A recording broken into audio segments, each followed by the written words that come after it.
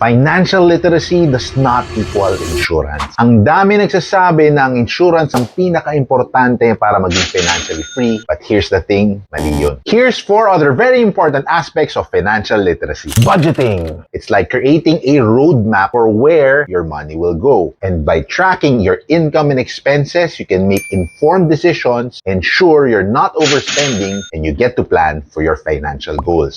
Saving and investing involves setting aside a portion of your income regularly and choosing a suitable investment option that can help your money grow over time. Pag di ka natuto mag-invest, hindi ka makaka-retire anytime soon. Retirement planning. How much do you plan to have per year pagka nag-retire ka? 1 million ba? 5 million? Learn about how to build a diversified retirement account to secure your future and enjoy your golden years comfortably.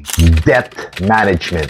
Lagi ka bang fully paid sa mga credit cards mo? Or minimum balance lang? Financial literacy involves understanding the impact of interest rates and paying off debts effectively. Insurance plays a big role but hindi siya equal to financial literacy kasi isang portion lang siya. Look at insurance as discounted money na kapag may nangyari sa'yo, alam kong di magbabago ang lifestyle ko at nang may iwan ko. If gusto nyo maging ready sa future nyo, set a free consultation call with me.